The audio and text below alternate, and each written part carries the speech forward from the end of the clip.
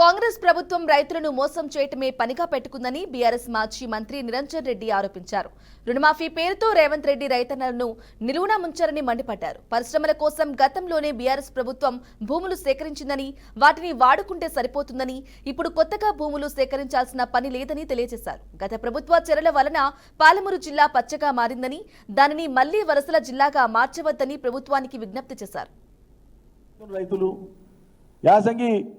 రైతు భరోసా గురించి ఏం చెప్పకపోతివి, నిన్న యాసంగి పంటలు వేసుకోవాలా లేదా, నీళ్ళు ఇస్తావా లేదా చెప్పకపోతివి. అంటే ఎక్కడ మీకు ముందు చూపున్నట్లు,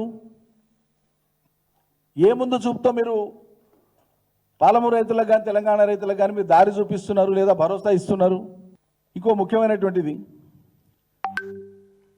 ఈ సన్నవడ్లకు సర్కారు కొంటది మేము బోనస్ ఇస్తాం, సర్కారు కొంటది మేము బోనస్ ఇస్తామని ఆశలు పెట్టి తీరా వీళ్ళు చేస్తున్నది చేసింది, ఇదివరకు చేసింది ఇప్పుడు ఇంకా చేస్తున్నది కళాలల్లా.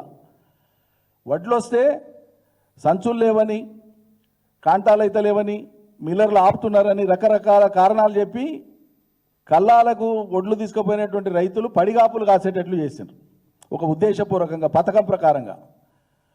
అంటే మాయిశ్చర్ మొత్తం పోయినాక కూడా ఏమీ లేకుండా జీరో మాయిశ్చర్కి వచ్చినాక కూడా 14% పర్మిసిబుల్. జీరో మాయిశ్చర్ ఉంటే కూడా, అంటే అసలు ఇక మాయిశ్చర్ కంటెంటే లేదు దాంట్లో, కంప్లీట్గా 100% డ్రై అయినాయి అనుకునేటువంటివి ఉంటే రైతుకు తూకం తగ్గిపోతుంది. 14% అంటే ఎంత తగ్గిపోతుంది. ఇక దీన్ని బోర్ల పోసేది ఎందుకని చెప్పి దళారులను మిల్లర్లను ఆశ్రయించి 2300 2400లకు రైతులు అమ్ముకున్నారు చాలా మటుకు. అంటే వీళ్ళ ఉద్దేశం ఏంది, ఇస్తాము కొంటామని చెప్పడమే కానీ ఎక్కువ మంది కొనుగోళ్లకు రాకుండా నివారించే